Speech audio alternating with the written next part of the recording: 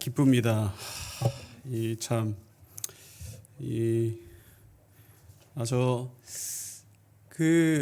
그런 마음이 들었어요. 이제 하나님이 얼마나 일사랑교회를 축복하시고 사랑하시는가라는 생각이 들었고요. 그래서 정말 단단한 교회다, 이 교회는.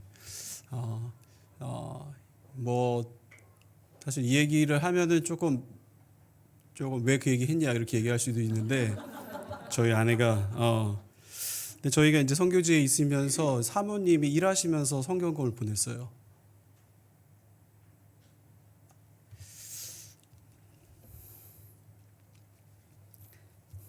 초반에 이러면 안 되는데 그러니까 하나님을 굉장히 신실하게 따라가는 자들, 우리 사모님, 그리고 목사님,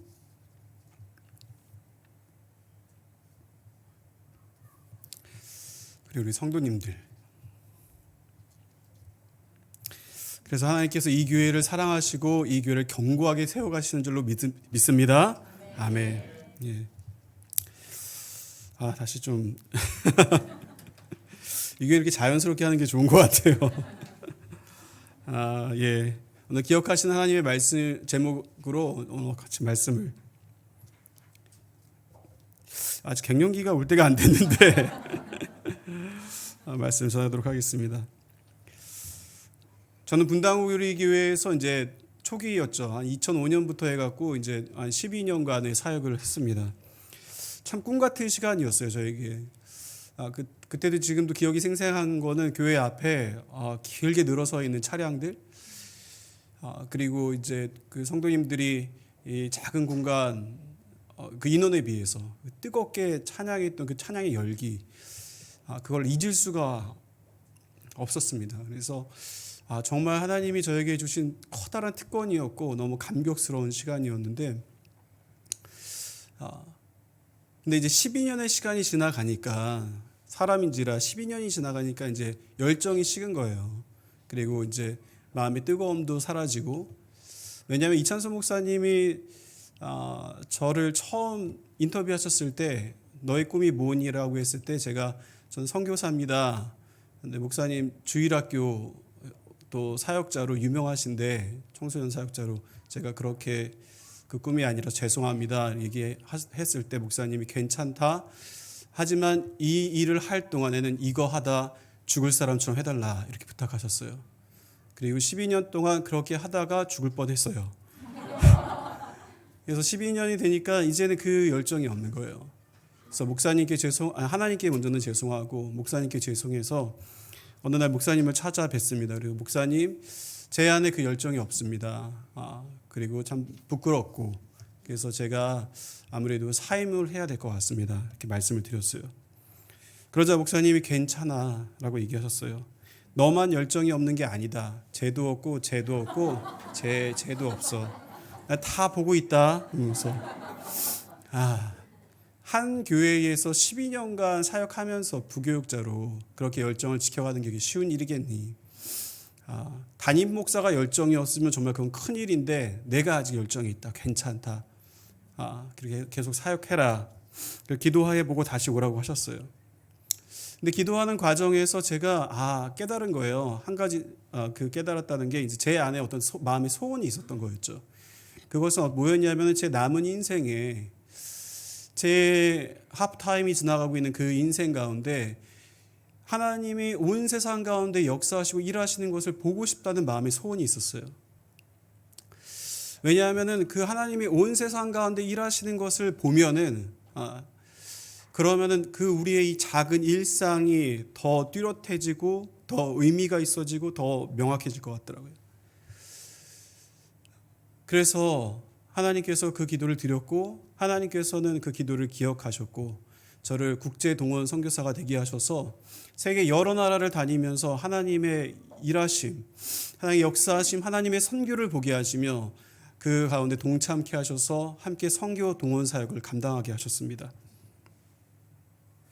제가 돌아보면은 하나님은 참 신실하셨어요. 그래서 저는 하나님 어떤 하나님이신가 이렇게 물어보면은, 우리 하나님은 기억하시는 하나님이시다라고 대답하고 싶어요. 우리 첫 번째입니다. 한번 따라해 볼까요? 약속을 기억하시는 하나님. 사랑하는 여러분, 우리가 함께 이 말씀을 읽었을 때 이 본문 말씀의 주제를 보통 우리가 파악하죠. 주제가 뭘까요? 보통 이런 질문을 던지면 머리가 좀 아파지기 시작하면서 왜 그렇게 가시나 하는데 이 주제가 있다는 거죠. 출애굽기 1장의 주제. 이 주제를 파악하기 위해 좋은 방법이 있어요. 뭘까요? 동사를 보는 거예요. 자주 쓰인 동사가 뭔가. 한번 말씀을 보여주시겠어요? 7절, 12절, 20절 말씀입니다. 생육하고 불어나 번성하고 학대를 받을수록 더욱 번성하여 그 백성은 번성하고 매우 강해지니라. 번성, 번성, 번성. 이 번성이라는 단어가 무려 3번이 쓰인 거예요. 이 짧은 본문에. 그래서 이 본문의 주제가 뭐라고요? 번성이에요. 야곱이 창세기 50장에 그 72명의 가족을 데리고선 이집트로 왔어요. 그리고 이집트에서 출애굽, 이집트를 탈출할 때에 역사학자들에 의하면은 200만에서 250만의 민족을 이루게 됩니다. 하나님이 왜 그 일을 이루게 하셨을까요? 우리 기억하고 있죠? 왜 그렇게 하셨는지. 한 사람과의 약속 때문인 거 아시죠? 그 사람이 누구죠? 아브라함이었죠. 우리 같이 12장 2절 3절 말씀 읽어볼까요? 시작. 내가 너로 큰 민족을 이루고 내게 복을 주어 내 이름을 창대하게 하리니 너는 복이 될지라. 너를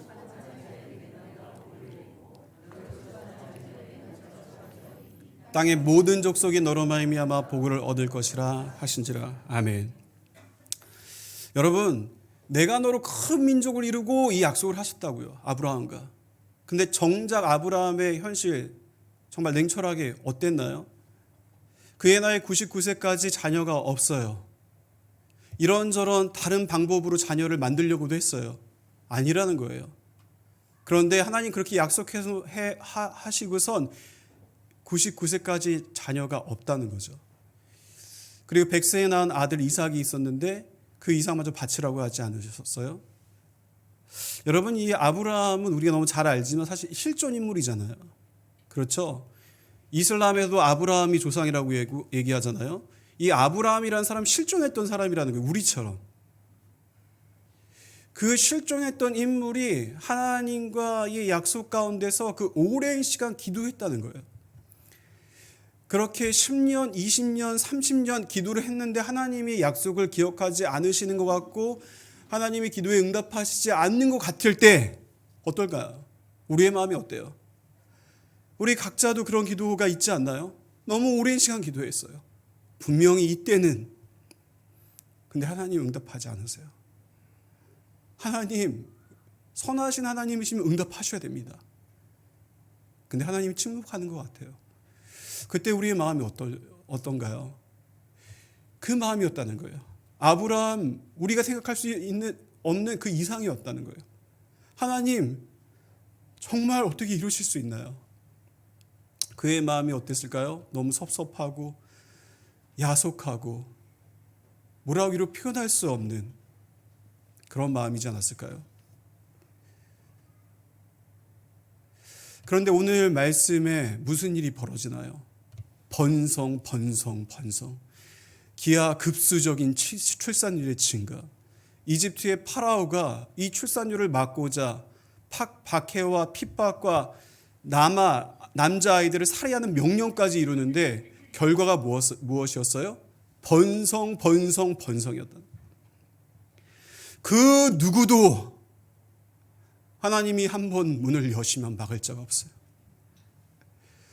우리가 여기서 알 수 있는 게 뭐예요? 하나님은 약속을 잊으세요? 잊지 않으세요. 그분은 약속을 기억하세요. 그리고 또 뭘 할 수 있죠? 그분은 그분의 때에, 그분의 완전한 타이밍에 그 약속을 분명히 명백히 확실히 그 약속을 이루신다는 거예요. 하나님께서 왜 그렇게 하셨다고요? 땅의 모든 족속이 너로 말미암아 복을 받을 것이니라. 이 말씀 때문에. 사랑하는 여러분, 생각해 보세요. 이 아담으로부터 죄가 왔고 그리고 노아 때 홍수로 심판을 하셨어요. 노아의 후손을 통하여서 다시금 죄가 만연하여져서 바벨탑을 쌓았어요. 하나님이 언어를 흩으셨어요. 창세기 1장부터 11장까지가 이게 죄로 인해 망가지고 깨어진 이 세상에 대한 서론이라는 거예요. 그때 하나님은 그 세상을 그렇게 저버리지 않으시고 한 사람 부르신 거예요. 아브라함을 부르시고 그로 인하여서 내가 너로 큰 민족을 이루고 땅의 모든 족속이 너로 말미암아 복을 받을 것이야. 그래서 이스라엘 민족을 이루셨어요. 구약 가운데 이스라엘을 통하여서 땅의 모든 열방이 주를 예배케 하시려고 결정하셨는데 이스라엘이 어떻게 했죠? 이스라엘이 그것을 이루지 못하고 실패했어요. 그래서 하나님께서 마태복음 1장 1절 말씀 같이 한번 읽어볼까요? 시작. 아브라함과 다윗의 자손 예수 그리스도의 계보라. 아브라함과 다윗의 자손. 아브라함과 약속하신 그 약속. 그래서 그 예수 그리스도, 예수 나의 구원자, 이 예수가 나의 죄를 위해 십자가에 죽으시고 부활하신 주님의 독생자이심을, 하나님이심을 인정하는 자들, 그 주님을 믿고 좀 다른 표현으로 그분을 주인님으로 모시고 내 주인님이 명령하시는 대로 살겠습니다 라고 그 예수의 이름에 목숨을 건 자들, 그들을 통하여서 새 이스라엘, 영적 이스라엘을 부르셨다는 거죠. 영적 이스라엘, 육적 이스라엘이 아니에요. 영적 이스라엘, 하나님의 백성.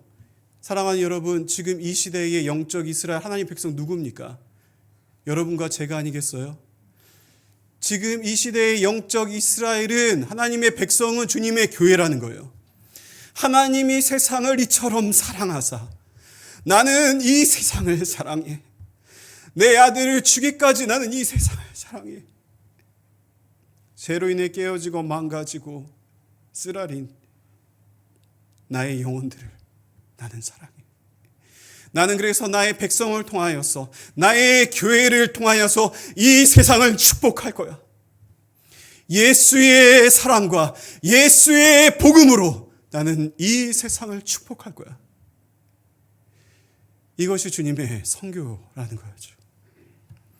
그리고 그분은 그 약속을 기억하시고 그 약속을 성취하시며 그분의 약속인 선교는 지금도 이루어져 가고 있습니다.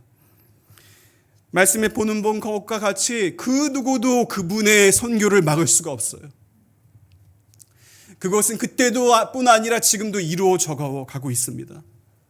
사랑하는 여러분, 제가 앞에서 말씀드린 것처럼 저는 국제동원 선교사로 사역하면서 작년 겨울 동북 인도를 방문했습니다. 우리 지도를 보여주시면은 이 인도인데요. 이 노란색 부분이 인도인데 이 붉은색 가장 붉은 부분이 동북 인도예요. 동쪽에 북쪽에 있는 인도예요.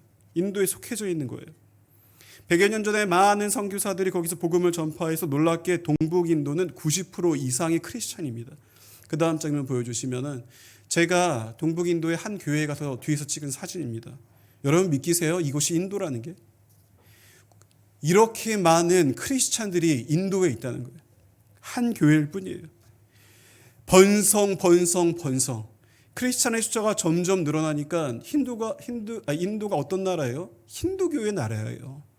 이 힌두교의 나라인 인도 정부에 얼마나 부담스럽겠어요. 그러니 이제 힌두 종족이 크리스찬들을 박해하기 시작했어요. 작년에. 그전에도 박해했고. 근데 작년에 이제 박해를 하면서 그 다음 장면 보여주시면은 340개가 넘는 교회들이, 큰 교회들이 불타기 시작해요. 그곳에 갔을 때 한국 선교사님 한 분 만났는데 이 선교사님 대학생 사역을 하시는 분인데 본인도 믿겨지지가 않았다는 거예요. 수년간, 수십 년간 함께 이웃으로 살았어요. 그런데 하루아침에 그들의 돌변해서 그들의 태도가 크리스찬들을 잡아다가 죽이고 차마 입에 담을 수 없는 벗기고 그 포악한 행동이 아니라 그 악행들을 저지른 거예요. 그리고 교회를 불태우고 그들의 이웃의 집을 불태우고, 그래서 이분이 크리스찬 대학생들을 자기 집에 몰래 숨겨줬어요. 왜냐하면 이 한국인이기 때문에 외국인은 건들지 않아서. 하지만 이분도 사실 큰 위협을 감내하고선 그 일을 하신 거예요. 믿을 수가 없었습니다. 이것이 국제사회에 크게 이슈가 돼서 EU에도 상정이 되고 그래서 인도 정부가 거기에 더 이상 그것이 이루어지지 않도록 잠깐 군대를 보냈지만 사실 실제적으로는 그 친구들을 만나보니까 큰 변화가 있지 않아요. 여러분, 이 상황에서 저희 선교단체가 이 불타고 있는 이 임팔이라는 지역에서 매년마다 선교사 후보생도 훈련을 시켰어요. 근데 이 상황에서 어떻게 훈련을 할 수 있겠어요? 그래서 작년에는 잠정적으로 스톱, 못한다라고 결정을 내린 거예요. 그러다 동북인도의 아까 그 붉은색 부분에 있는 교회들이 목회자들과 성도님들이 아니라는 거예요. 그 임팔이라는 지역은 그렇지만 여전히 남은 동북인도의 교회들은 여전히 하나님의 나라와 선교를 꿈꾸면서 우리는 우리의 젊은이들을 보내기를 원합니다. 훈련해 주십시오. 그들의 열정을 막을 수가 없어요. 그래서 임팔이 아닌 실롱이라는 지역에 가서 그 실롱이라는 지역에서 거기서 선교사 훈련을 한 거예요. 아마 실론티가 거기서 나왔을 것 같아요. 그 이름이 실론. 그 다음 장면 보여주시겠어요? 그래서 그곳에서 한 20명 남짓의 친구들을 모아서 함께 중부인도에서 온 친구, 또 동북인도에서 각지에서 온 그 동북인도의 친구들과 함께 훈련을 했습니다. 그리고 그 다음 장면 보여주시면은 제가 거기서 가르치기도 하고 또 그 다음 장면 보시면은 함께 섬기면서 굉장히 열악한 환경이었어요. 이곳에서 그 형제들과 함께 저도 같이 지냈어요. 거기까지 보여주시면 됩니다. 지금까지 동북인도에서 많은 선교사들이 중부인도와 아프리카, 세네갈 오지까지 저랑 같이 선교사 훈련을 받았던 한국 선교사님이 그 오지에 살고 계신데 어느 날 그 기독교 편지를 보니까 거기에 동북인도 자매가 가 있더라고요. 제 마음이 뜨거워진 거예요. 이 120명, 10년 정도의 시간 가운데 저희 한 선교단체를 통해서 120명의 선교사가 전 세계로 갔어요. 동북인도에서. 여러분, 이것이 동북인도 사람들에게 쉬운 일이 아닙니다. 왜냐하면 동북인도는 인도에서도 가장 못 사는 지역입니다. 그러니 월급이 한 20만 원에서 30만 원 채 안 돼요. 근데 그들이 선교사를 보낸다는 거는요, 여유가 있어서 재정이 돼서 보내는 게 아니라는 거죠. 그럼 뭘로 보내겠어요? 무릎으로 보내는 거예요. 무릎으로 보낸다는 의미 뭔지 아시잖아요. 믿음으로, 기도로 보내는 거예요. 저는 이 동북인도를 교회를 보면서 마치 우리나라의 1960년대를 보는 것 같았어요. 70년대. 그때 한국의 교회가 무슨 돈이 있었겠습니까? 금과 은이 우리에게 없어요. 가난한 마음으로 마룻바닥에 앉아갖고 땅을 치며 울면서 주님을 가난한 마음으로 간절히 구했던 그때 우리가 주님 보냅니다. 믿음으로 보냅니다. 주님이 채워 주시옵소서. 그러면서 보낸 거죠. 그때 하나님께서 우리의 필요들을 채워주셨어요. 동북인도 교회들이 그 믿음 선교를 하면서 가는데 우리가 할 수 있는 최선을 다합니다. 나머지는 주님 채워주십시오. 그러면서 전 세계로 그렇게 가게 된 거예요. 사랑하는 성도님들, 저는 이 동북인도를 통해서 하나님의 역사가 지금도 이루어져 가고 있는 것을 보게 되었습니다. 그런가 하면은 인도네시아요. 인도네시아 지도도 한번 보여주시겠어요? 여러분, 전 세계에서 가장 큰 이슬람 국가가 어디일까요? 중동이 아니에요. 사우디아라비아, 아프가니스탄 아니에요. 인도네시아예요. 2억 3천만의 2억이 무슬림입니다. 가장 큰 무슬림 국가. 그런데 저희 국제동원 파트에서 이곳에 선교사들을 파송할 만한 가능성이 있다는 거예요. 아니, 이런 나라에 무슨 선교사를 파송하기 선한 것이 뭐가 있겠냐라고 생각을 했어요. 그런데 2억을 보니까 가능성이 없어 보여요. 그런데 3천만을 보니까 3천만이 크리스천인 거예요. 사랑하는 여러분, 한국이 크리스천 숫자가 제일 많았을 때가 1200만, 1000만이 좀 넘었죠. 그 3배의 숫자가 여기 있는 거예요. 제가 그곳에 슬라바시라는 이렇게 하여튼 그 가운데 있는 섬인데 그 섬에 있는 신학교를 갔습니다. 그 신학교의 이야기를 들었어요. 이 신학교 학생들이 4학년이 되면은 그러면은 6개월간 단기 선교사로 인도네시아의 300개의 소수 종족들을 향해서 간다는 거예요. 여러분 이런 얘기들이 좀 약간 거리감이 있지 않으세요? 소수 종족, 트라이브, 부족. 이 말은 뭐냐면은 300개의 그냥 작은 나라예요. 서양 사람들이 일본 사람, 한국 사람, 중국 사람 볼 때 비슷해 보이죠. 근데 우리 뭐가 달라요? 언어가 다르고 문화가 달라요. 300개의 부족은 언어가 다르고 문화가 다른 300개의 작은 나라고, 이 300개의 작은 나라가 모여있는 나라가 인도네시아예요.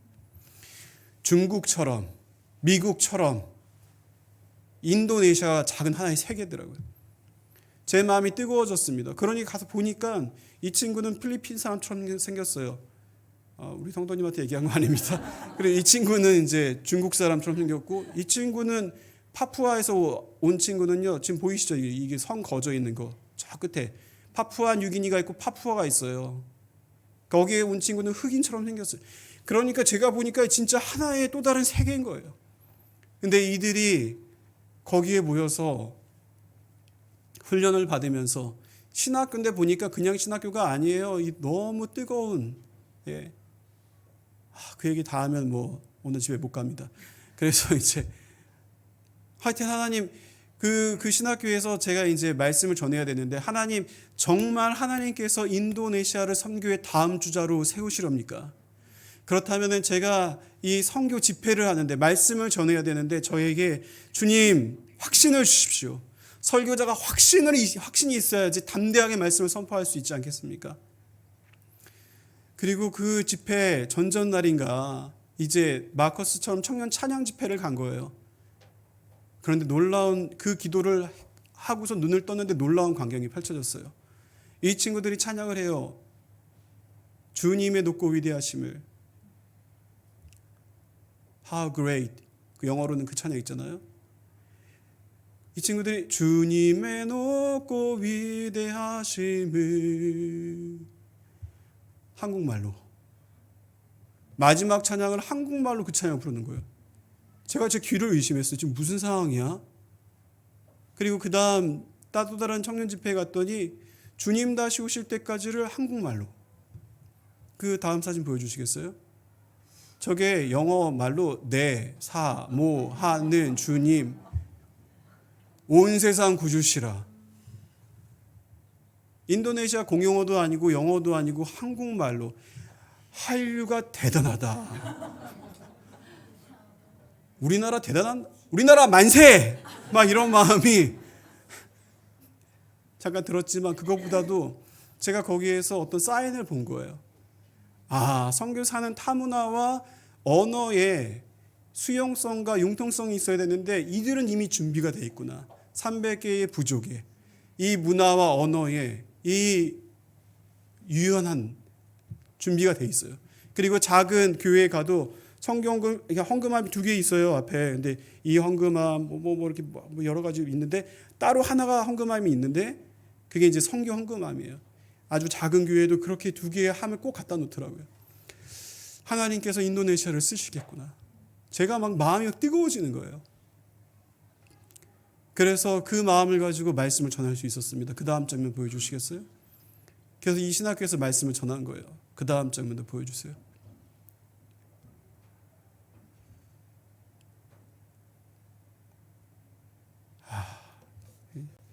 더 길어지면 안 되니까 됐습니다.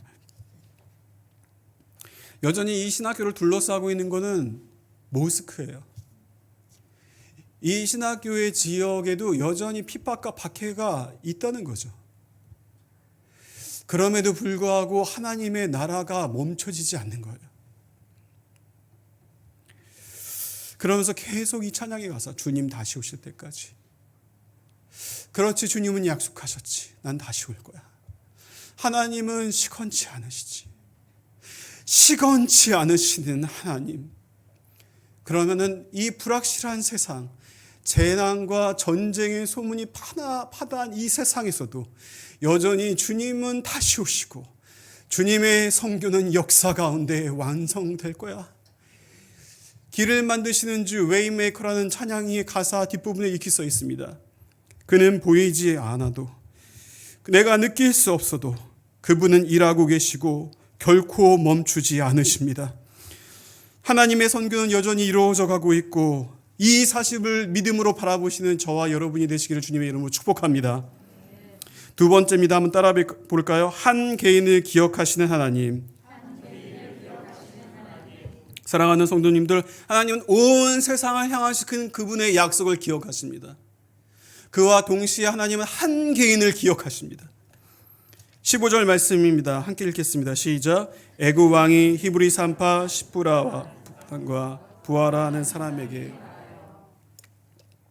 여러분, 여기에서 대조가 보입니다. 이 짧은 한 구절에 뭐가 대조죠?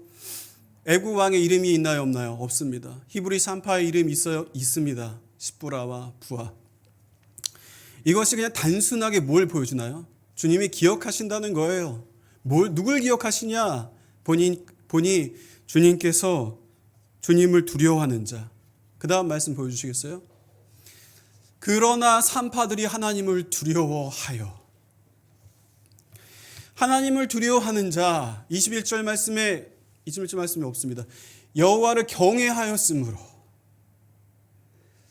경외하고 두려워하는 자를 기억하신다고요.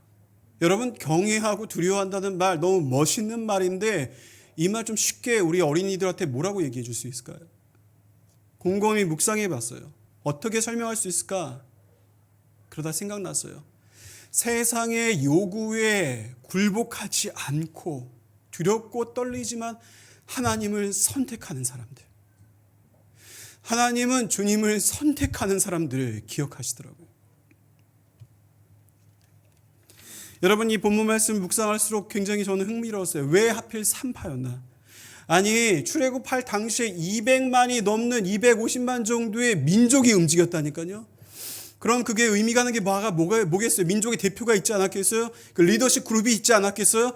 왕이 그들을 부르지 않았다고, 파라오가. 산파들을 불렀다고.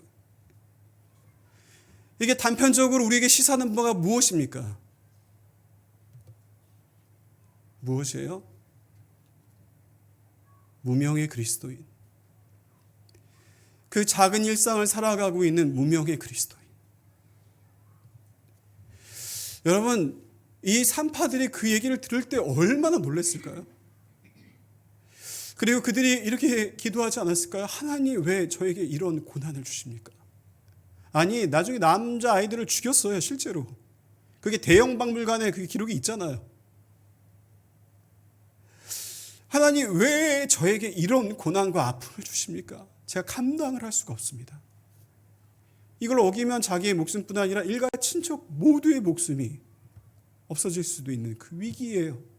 그 어려움이에요. 왜 나에게? 그런데 두렵고 떨리는데 주님을 경외함으로 아이들을 살린 거죠.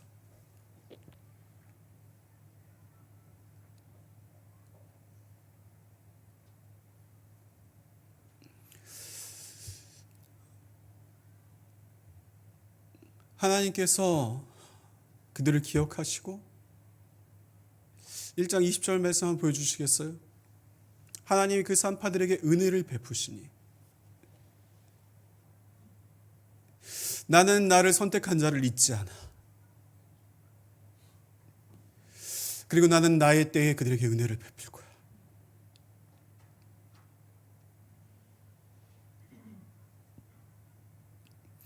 하나님의 나라는 이 산파들과 같은 자들을 통하여서 지금도 이루어져 가고 있습니다. 그리고 사도 바울이 고백한 것처럼 우리가 무명한 자 같으나 유명하고, 우리가 무명한 자 같으나 유명하고 죽은 자 같으나 우리가 살아있도다. 하나님께서 이렇게 말씀하신다고 저는 믿어요. 너는 무명하지 않아. 너는 나에게 유명해. 내 사랑하는 아들아, 내 사랑하는 딸아, 나는 너를 기억한다. 저는 이 말씀을 묵상하면서 산파와 같은 한 사람이 떠올랐어요. 그의 이름은 수만입니다. 이수만 아닙니다. 네팔 사람 수만인데요. 제가 필리핀에서 선교훈련 받을 때 만났던 친구입니다. 앞에서 말씀드린 것처럼 전 동북인도 선교사 훈련을 다녀오면서 선교 동원 차원으로 BBC에서 방영이 됐어요. 인도에 네팔에 큰 붕이 있었다고 그래갖고 그 네팔도 방문했습니다. 그때 한 친구가 네팔의 카트만두, 네팔 지도 한번 보여주시겠어요? 동북인도 가깝죠, 보이시죠? 예. 카트만두, 그다음 포카라 그런 데 다니는데 특별히 카트만두에 대표적인 이제 절이 있어요. 제가 보니까 그 이슬람의 성지 순례들 하러 갔잖아요. 얼마 전에 거기서 막 너무 뜨거워서 죽고 막 그랬는데 이 불교와 힌두교의 성지가 네팔이더라고요. 그러니까 전 세계 불교 신자들이 일로 와요. 승려들이. 예. 그리고 이제 그 힌두교 신자들이 인도에서 일로 와요. 그 다음 사진 보여주시겠어요? 거기에 있는 대표적인 사원을 보여줬어요. 여러분 저 뒤에서 보이는 기와처럼 보이는 데가 힌두교 사원이에요. 그리고 그 앞에 있는 게 불교의 불상이에요. 이것이 공존하고 있다는 거예요. 그 다음 장면 보여주시겠어요? 예, 그 다음 장면. 그러니까 공존하고 있다는 거는 이 거짓들이 하나라는 거예요. 그래서 그냥 하나의 자기들 이 거짓 가짜들이 그렇게 있는 거죠. 이 우상들이. 다 제가 찍은 사진인데 아시는 것처럼 출애굽기에 나오는 금송아지처럼 그 힌두교잖아요. 거기서 절하고 그런 다음에 그 앞에 가서 한 번 더 클릭해 주겠어요? 그러면 그 사진 아니 그전 거로 넘어가시면 다음 사진이요. 바뀌었습니다. 그 이제 거기서 절하고 앞에 가면은 그 사원의 입구에 이 도둑놈처럼 생긴 사제가 있어요. 제가 보니까 딱 알리바바의 40인의 도둑에 나오는 딱 그 도둑놈이더라고요. 비슷하죠. 그러니까 이 도둑놈이 그 돈 받고서 사람들이 이마에 물 찍어줘요. 그 다음 거 보여주시겠어요? 찍어줄 거면 예쁘게 찍어주든지 아주 막 대충 덕지덕지 찍어줬어요. 너무 승질이 나더라고요. 이게 뭐야 사람 얼굴에다가 하면서.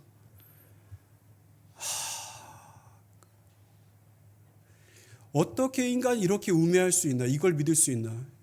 제가 너무 막 마음이 터지고 가슴이 터질 것 같아요. 그래서 사도행전의 그 아데미어 신을 외치는 그 에베소 사람들을 향해서 바울이 이 모든 것이 거짓입니다, 여러분. 예수를 믿으십시오라고 외쳤던 그 광장에서의 바울처럼 제가 막 외치고 싶은 거예요. 그 옆에 있는 네팔 친구가 제 손을 꽉 잡으면서 여기서 이러시면 안 됩니다. 여기서 이러시면 끌려갑니다. BBC에서 그것이 방영된 다음부터 핍박이 심해졌어요. 그래도 막 참을 수가 없어요. 그러니까 그랩을 타면은 그랩 오토바이 기사들 붙잡고 이제 복음을 전하고 인스타를 받고 또 계속 연락을 하고 또 그 믿지 않는 가족들 보면 계속 제가 전도를 하고 있는 거예요. 하나님 특별한 마음을 은혜를 부어주시는 시간이었습니다. 다시 말씀이 앞에 수만 얘기로 돌아오면요. 수만은 예수 믿기 전에 술과 마약 중독자였습니다. 그 다음 사진 보여주시겠어요? 거기에서 모자를 쓴 친구가 있는데 그 친구가 수만입니다. 그는 돌을 던지며 교회를 핍박하던 강성 힌두교 신자였어요. 그런 그가 교회를 박해하려고 크리스마스 예배에 갔다가 거기서 회심을 하게 됩니다. 이후에 그는 온 가족으로부터 핍박을 받고 배척을 받아 나름 금수저예요. 수만이. 거의 제가 보기에는 네팔의 1% 부잣집 아들인데 모든 상속을 포기한다는 각서를 쓰고 집을 떠납니다. 네팔에서 가장 가난한 하층민의 삶을 살다가 푸남이라는 신실한 믿음의 자매를 만나 저기에서 환하게 웃고 서 있는 자매가 푸남이. 저기 7년 전 사진이에요. 교회 개척을 하고 사실 이제 이 푸남이 다니는 교회에 돌을 던진 거예요. 그리고 푸남에게 돌을 던졌던 이 수만이에요. 제정신이 아니에요. 둘이 눈이 맞아갖고 결혼을 한 거예요. 믿겨지지가 않아. 어떻게 그럴 수 있지? 근데 어쨌거나 하나님의 은혜로 그렇게 시골에 가서 교회 개척을 하고 왜 저기 환하게 웃는 우리 아내가 보이지? 그래서 하여튼 결혼을 잘했어요. 수만도 저도. 근데 이제 그런데 이제 그런 다음에 이제 필리핀에 시골에 교회 개척을 하다가 필리핀에서 이제 필리핀 목회학 가정으로 온 거죠. 근데 거기에서 이제 딸아이를 낳았어요. 하빌라라는. 그 하빌라를 낳았는데 저도 사실 그거 고산지대거든요. 필리핀의 산골 아시는 분들이 있는데 거기서 하나하나 더 올라가는 아주 높은 고산이었는데 제가 감기를 달고 살았어요. 애들이 얘기했어요. 아빠 이럴 거면 왜 왔어 선교사로. 근데 이제 이 딸 하빌라가 감기 걸린 거예요. 이게 폐렴이 됐어요. 숨이 꼴딱꼴딱 넘어가요. 그러니 이 두 부부가 막 발을 동동동동 구르면서 이 딸을 어떻게 해야 되나 막 걱정이 되는 거예요. 저희가 그걸 보고선 필리핀의 그 산골에 있는 병원으로 데리고 왔어요. 링겔을 마치고 조금 그러니까 이제 하빌라 숨이 좀 돌아오는 것 같고, 그러니까 이 두 부부가 그제서야 좀 안도를 하는 거예요. 이게 조금 지나니까 다시 발을 동동동동동 구르는 게 보이는데, 네. 왜 그랬겠어요? 치료비가 없는 거예요. 이 외국인이라 보험도 안 되고 이 치료비 이거 감당 어떻게 할 거예요?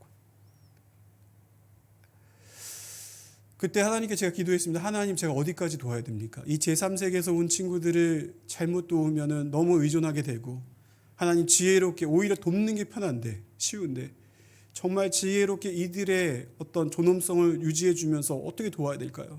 그러니 하나님이 제 마음 가운데 이렇게 얘기하시는 것 같았어요. 사람이 죽어가는데 무슨 소리를 하는 거냐. 당장 전적으로 다 도와라. 그들을 치료비뿐 아니라 나중에 근 2년간의 시간을 이 가정을 돌봤습니다. 졸업을 한 학기 남겨놓고 수만이 학교로부터 통보를 받았어요. 학교를 떠나라는 거예요. 왜냐하면 그동안에 학비를 못 냈다는 거예요. 사실 그곳에 다른 선교사님들도 있고 장학금도 있어서 또 어떻게 도움이 오진 않을까 네팔에서 이렇게 보고 있었는데 그걸 인내한 거예요. 지켜봤던 거죠. 돕는 게 더 편한데. 그러고서 결국은 그들이 이 수만 가족이 네팔로 돌아갔습니다. 아무도 안 돕는구나. 그래서 저와 저희 아내가 같이 기도하면서 한국의 한 교회를 연결시키고 수만을 소개해서 이 밀렸던 학비를 다 내고 수만을 돌아오게 한 거예요. 한 학기 남겼으니까 너무 아깝잖아요. 그래서 이 수만이 비행기 티켓 한 장을 들고선 돌아왔어요. 이게 화근이었어요. 돈이 없으니까 이제 본인만 돌아온 거예요. 왜냐하면은 이 마약 중독자들은 이 후유증이 있어요. 부작용이 있어요. 그래서 정서적으로 지지를 받아야 돼요. 수많은 아내와 부인에게, 아니 부인과 아내, 부인과 딸에게 이 지지를 그동안 받았던 건데 이게 이제 없는 거예요. 그러니까 이 방 한 켠에서 깊은 수렁으로 들어가요. 자꾸. 우울증. 그래서 수만은 계속 어떻게 해서든지 이 격려를 해갖고 조금만 더 가자 수만. 거의 다 왔어. 그리고 한 달인가 두 달인가를 남겨놓고선 저희가 타 지역에 갔을 때 일이 벌어졌어요. 수만이 그 유혹을 참지 못하고 필리핀에서 마약을 구할 수는 없고 술을 왕창 먹고 학교 옥상 꼭대기에 올라가서 자살을 시도한 거예요. 다행히 그때 수희 아저씨가 발견을 해서 수만을 붙잡았어요. 학교가 발칵 뒤집혔어요. 교수님들이 이제 선교사님들이 많으시거든요. 미국에서 뉴질랜드에서 또 학생들도 전 세계 동남아시아에 온 친구들이 수만을 붙잡고 막 웃는 거예요. 우리가 사랑이 부족했다고 수만. 우리가 너무 사랑이 부족했어. 우리가 미안해. 수만 이러지 마. 하면서 막 울면서 막 기도를 하는 거예요. 그런 이야기를 이제 저에게 한 분이 전화를 해주셨어요. 그 얘기를 다 설명해 주시고 지금 수만이 저를 찾고 있고 얘기하고 싶어하는 게 있다. 전화를 받았습니다. 수만이 얘기했어요. 나 너무 내 아내가 보고 싶어. 나 너무 내 딸이 보고 싶어. 나 더 이상은 못할 것 같아.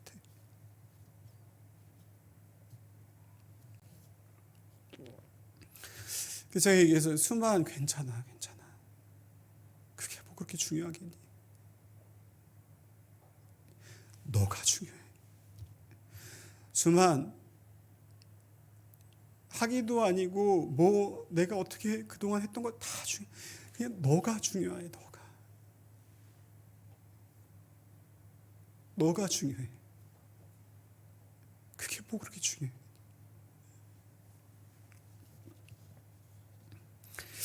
너가 살아있고 너가 건강한 게 중요해.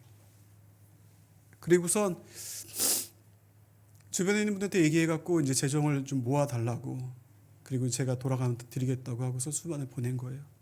그렇게 네팔로 돌아갔고, 제가 돌아왔을 때 제 마음이 퍽 뚫린 것 같더라고요. 너무 허전해요. 왜냐하면 제가 학교 기숙사에 살았는데 거기에 수만이 더 이상 없는 거죠.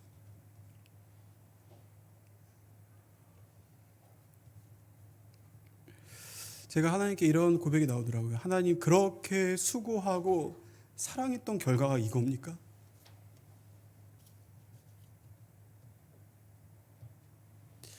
하나님, 저 당신에게 실망했습니다.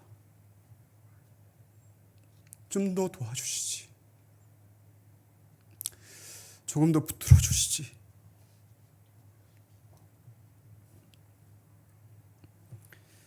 그리고서 5년의 시간이 흐른 거예요. 5년의 시간이 흐르고선 그동안에도 가끔 연락이 왔는데 제가 일부러 연락을 적극적으로 안 했어요. 그리고 이제 동북인도 그 훈련 사역을 마치고 가니까 제가 연락을 했죠. 내가 이제 네팔에 가게 됐다. 오랜만이다. 그 수만이 답장이 왔어요. 네팔에 오면 꼭 자기 집에 머무르래요. 저는 꼭 걔네 집에 머무르고 싶지 않았어요. 걔는 필리핀 신학교에서도 가장 가난한 애였어요. 내가 그 단칸방에 부부 사이에서 살 것도 아니고, 어떤 목사님처럼, 아시는 분 아시는 이찬수 목사님 신혼방에 가서 막 주무시고, 나 저는 싫더라고요. 그래도 꼭 그래요. 알았어. 왜냐하면 제가 그 동북인도에서 너무 열악해갖고 너무 몸이 이제 너무 지쳤어요. 뭐 상태가 안 좋고 그래서 그런데 꼭 오라니 어떡해요. 그래서 갔어요. 근데 공항에서 수만을 만났는데 제가 깜짝 놀랐어요. 왜냐하면 수만이 너무나 건강해지고 밝아진 거, 이 두 부부가. 그 다음 사진 보여주시겠어요? 이렇게 건강해지고 밝아졌어요. 그리고 이들이 차가 있더라고요. 여러분 혹시 차 있으세요? 이 네팔에서 차가 있다는 건 좋은 차는 아니고 중고차였지만 이거 어느 정도 산다는 거거든요. 그게 무슨 일이 벌어진 거니 그동안. 그래서 이 얘기를 해주더라고요. 네팔에 돌아서 한 1년 반을 또 너무 죽을 고생을 한 거예요. 근데 하나님의 은혜를 베푸셔서 아버지의 마음을 바꾸셨어요. 그 재산의 일부를 주셔서 교회를 짓고 집을 또 이 차를 이렇게 마련한 거예요. 그 다음 장면 보여주시겠어요? 하빌라가 이렇게 큰 건데, 아까 애기 하빌라 한번 보여주시겠어요? 이게 애기 하빌라예요. 7년 전에 다시 그 하빌라 저를 보자마자 저에게 달려와갖고 저를 안고 볼에다 뽀뽀를 쪽 해주더라고요. 제가 아들만 셋인데 역시 딸이 하나 있어야 되지 않나. 그래도 저는 저희 아들을 사랑합니다. 그 다음 장면 보여주시겠어요? 그 교회 저기에서 이제 이 줄무늬 있는 남자애가 있어. 앞에 걔는 앞을 못 봐요. 시각장애. 네팔은 마약과 그 알코올 중독 때문에 깨어진 가정이 너무 많아요. 그러니 그 소망 없고 절망 가운데 있는 여인들을 전도하면서 또 그런 중독에 있는 친구들을 전도하면서 저는 참 수만회 때 감동을 받았어요. 그 남자 형제를 앞에 놓고 자기 연약함을 그대로 다 고백하더라고요. 우리나라 그러면 걱정되거든요. 목사님 그러시면 안 되는데. 근데 정말 진실하게 기도하는 거예요. 사실 푸남은 예수를 안 믿었던 자매인데 이 자매는 레바논에 가정부로 갔다가 예수를 믿은 거예요. 크리스찬 가정에서 그들을 보면서 함께 예배를 가면서 돌아와서 그렇게 조그만 소그룹과 교회들을 이루다가 거기서 돌 던지는 산에 수만을 만나고 그렇게 지낸 거예요. 그러니 너의 꿈이 뭐니라고 얘기하면은 이 푸남은 얘기하는 게 나는 교회의 개척을 더하는 게 아니라 나는 이 네팔에 있는 이 여성들을 위해서 사역을 하고 싶다고 여성 사역을 꿈꾸고 있어요. 교회 이 사역을 하면서 수많은 네팔의 이 힌두교 베이스이기 때문에 되게 영적이에요. 영적이. 그러니까 영적이기는 한데 조금만 가정에 어려움이 생기면 바로 그렇게 다 예수 믿는다고 했다가 돌아가는 거예요. 힌두교로. 그러니까 그 목회자들과 이 성도들에게 제자 훈련, 견고한 기초를 세워줘야 돼, 말씀으로. 그거를 저에게 알려달라고 부탁하더라고요. 너무 귀하고 복된 가정이고 제가 온라인으로 미팅을 할 때마다 제 마음이 뜨거워져요. 이제 그 사진 그만 보여주셔도 되는데, 이제 제가 이제 그 첫날 집에 가니까 저에게 방을 하나 주더라고요. 방이 몇 개 있더라고요. 다행이었어요. 첫날 이제 가족 예배를 매일 드린대요. 그래서 저희 아내가 선물했던 하빌라의 그 어린이 성경책, 영어 성경책을 갖고 왔어요. 그걸 읽고 같이 찬양을 하고, 그런 다음에 이제 다 마치고선 돌아가서 잠잘 시간이에요. 그런데 이제 푸나함과 하빌라 갔는데 이제 수만이 안 가고 앉아 있더라고요. 그래서 왜 그러니 자기가 할 얘기가 있대요. 무슨 얘기인데? 제 앞에서 얘기를 했어요. 이 얘기를 너무 하고 싶었는데 제가 너무 보고 싶었다고.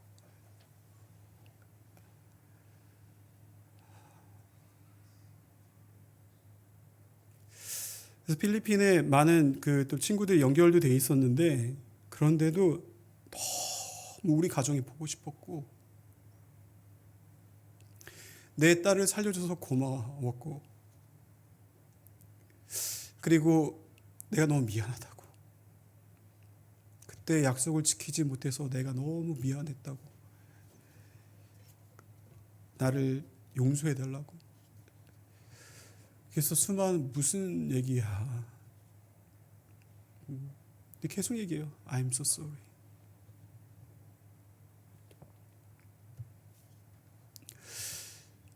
그래서 수만 난 다 잊었어. 괜찮아. 가도 돼. 그런데 그거를 20분 동안, 거의 30분 동안 계속 그 얘기를 똑같이 하는 거예요.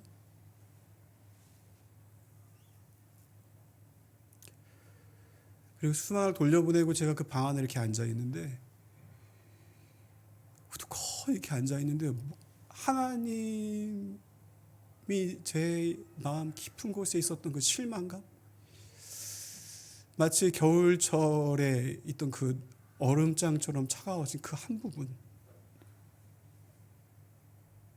저희 아내도 얘기했거든요. 했어요.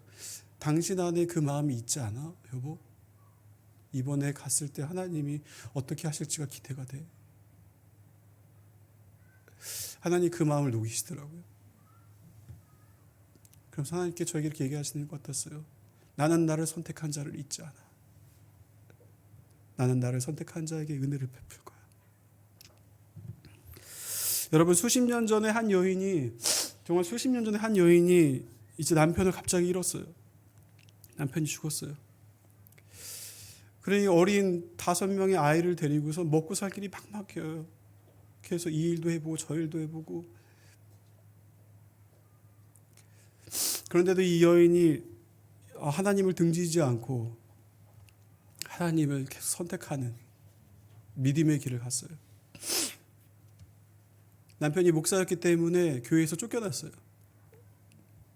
자녀들은 하나님에 대한 원망이 여기까지 찼어요. 하나님이 살아계시면 어떻게 이렇게 하실 수 있냐.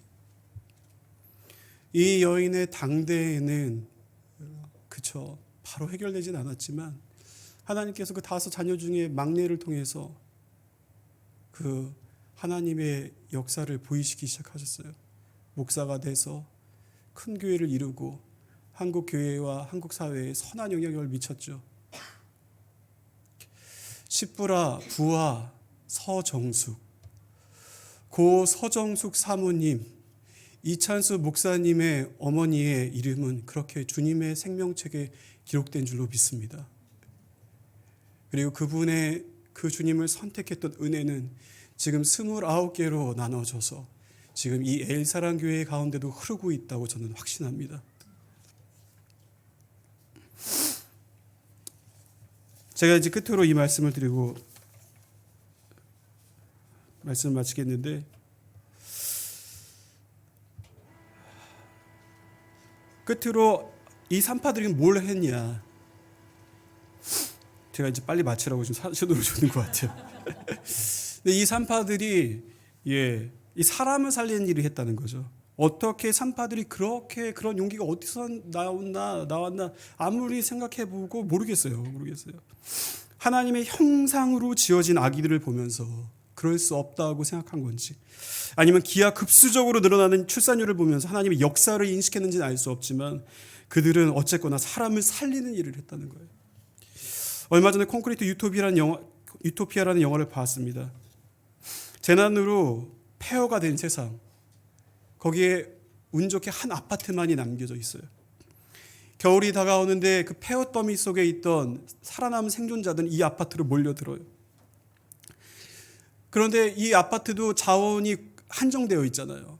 물과 수도와 전기가 끊기는데 아파트 주민들이 처음에는 그 사람들 받아주다가 이러다가 다 죽겠다 싶어서 모여서 회의를 합니다.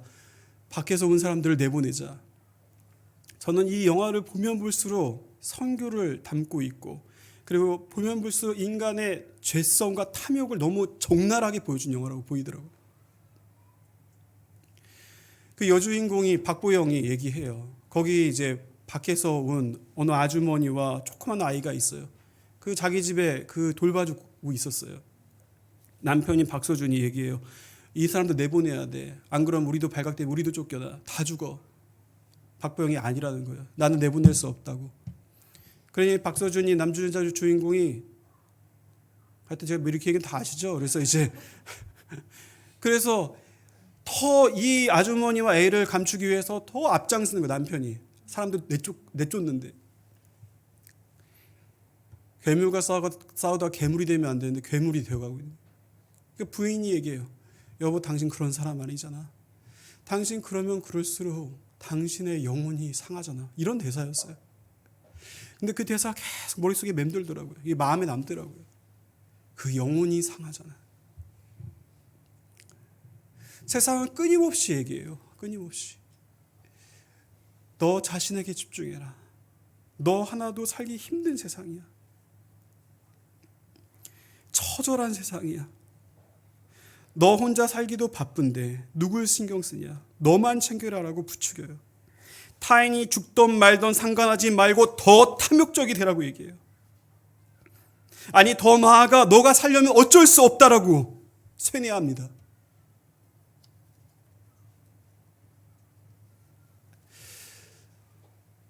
결국은 발각돼 갖고 쫓겨나요.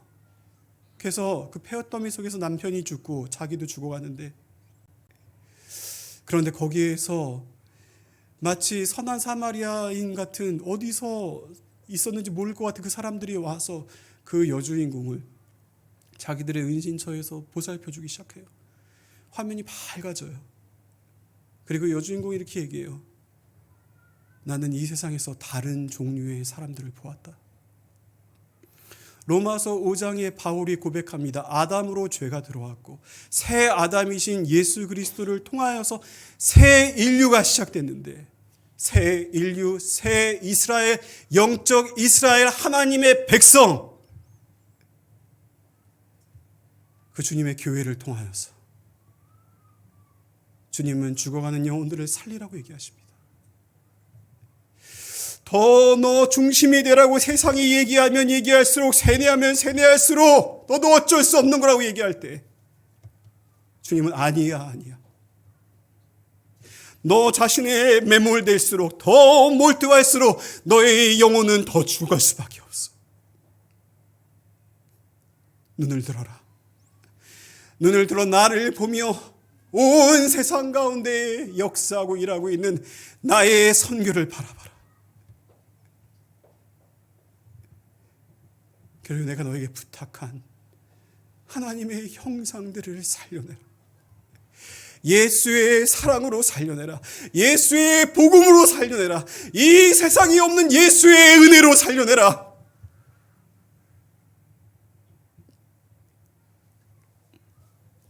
함께 그 길을 가져주지 않겠니? 산파들처럼. 왜 우리가 그 길을 가야 됩니까? 그 길이 예수께서 가신 길이기 때문에.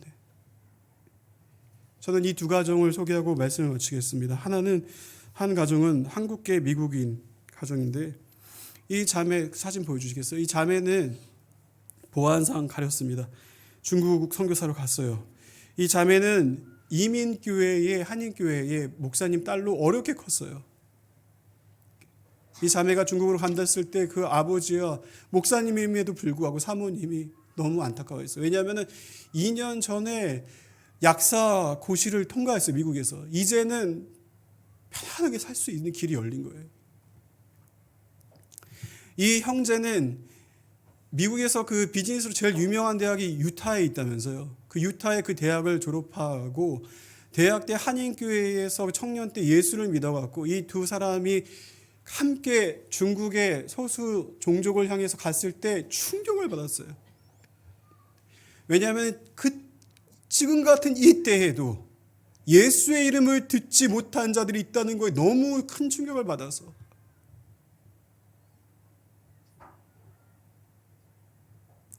그래서 선교사로 가기를 결정한 거예요. 저는 이들의 믿음을 보면서 헌신을 보면서 대단하다고 생각했지만 이 형제 아버지의 이야기가 더 저의 마음을 뭉클하게 했어요. 왜냐하면 형제 아버지가 나이 40에 이 아들 하나를 낳은 거예요. 이 형제의 나이가 40이 넘어요. 그러면 그 아버지의 나이가 대충 계산이 되시잖아요. 80이 넘은 노부예요.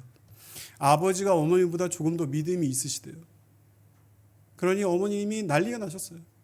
이 어린 것들을 데리고 어딜 가냐. 근데 형제 아버지는 얘기하신 게 하나님이 너에게 그렇게 부르셨다면 가라.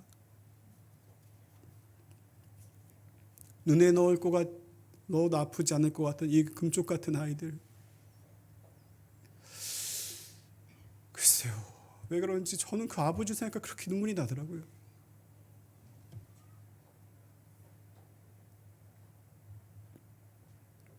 그 다음 보여주시겠어요? 우리가 한 번쯤 가보고 싶어하는 스위스.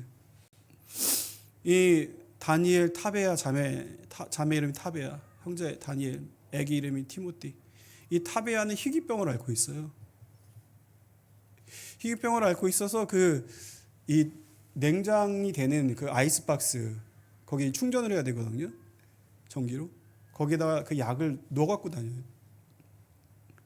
근데 이들이 미얀마 시골 지역으로 간 거예요. 전기가 안 들어와요. 근데 옆집에 있는 선교사님이 태양열로 전기를 쓰니까 거기 가서 충전한다고 그 시골로 들어갔어요. 이 미얀마 상황이 점점 안 좋아지는데 사실 태국이 국경을 맞닿고 있잖아요. 엄청난 미얀마 사람이 넘어오고 있어요. 태국으로. 이 미얀마 매스컴에 안 나오지만 점점 더 어려워지는 상황인데 이 친구들이 사실 미얀마 난민 사역을 해갖고 제가 이 친구들의 집에서 숙박을 했어요. 근데 제가 이 가정을 보면서 정말 이 감동이 물밀듯 밀려오더라고요. 유럽의 교회가 그렇게 어렵다고 해도 여전히 이런 사람들이 있구나. 여전히 우리가 위인전에 봤던 허든슨 테일러 이런 사람들이 있는 거예요. 지금과 같은 시대에도 여전히 이런 사람들이 있다는 게 제 마음에 물밀듯이 밀려오더라고요. 감동으로. 사랑하는 성도님들 여러분, 제가 지금 선교사 되라고 말씀드리는 게 아니에요. 부르심은, 콜링은, 소명은 각자 하나님이 부른 자리가 있어요. 부르신 곳에서. 근데 우리 주님께서 얘기하신다고 믿습니다. 내가 부른 자리에서 나의 영혼들을 살려내라.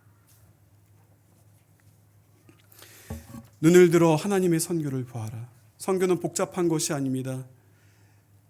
예수님처럼 사는 게 선교예요. 예수님처럼 사는 게 선교예요. 예수님처럼 제자를 길러내고 제자를 전 세계로 보내고 예수님이 그런가 하면 가셨을 때에 절망 가운데 있는 영혼들이 회복이 돼요. 살아나요. 죄 가운데 죄책감으로 신음하는 자들이 해방을 맛봐요. 그 예수의 삶을 살라고 우리에게 얘기하는 거예요. 여러분, 우리는 누구입니까? 여러분은 누구십니까? 우리는 하나님의 백성이 아니겠습니까? 오늘 말씀에 전 3가지를 말씀드렸습니다. 하나님의 약속인 선교. 하나님은 여전히 역사 가운데 그분의 선교를 완성해 가고 계십니다. 이 세상의 뉴스와 소문을 믿지 마시고 그 주님의 역사를 믿으시기 바랍니다. 그런가 하면 하나님의 백성은 선택합니다. 세상의 고난과 역경 가운데서도 두려움 가운데서도 그분을 선택합니다. 그리고 그들은 하나님의 맡겨주신 그 형상대로 지어진 죽어가고 있고 그 영혼들을 살려냅니다. 하나님의 마음에 부담을 주는 그 영혼들, 나의 삶의 자리에 우리 주님께서 말씀하세요. 내가 너무 가슴이 아프다. 그 영혼들을 너가 돌봐주지 않겠니? 예수의 사랑으로 그때 주님의 통치가 일어나게 될 것입니다. 사랑하는 자야, 일어나 나와 함께 가자. 우리 함께 이 찬양 부를까요? 보라 너희는 두려워 말고, 보라 너희를 인도한 나를, 보라 너희는 지치지 말고, 보라 너희를 구원한 나를. 우리 주님께서 이렇게 우리에게 말씀하시는 걸로 받으시며 말씀을 생각하면서 함께 찬양하시겠습니다. 보라 너희는 두려워 말고,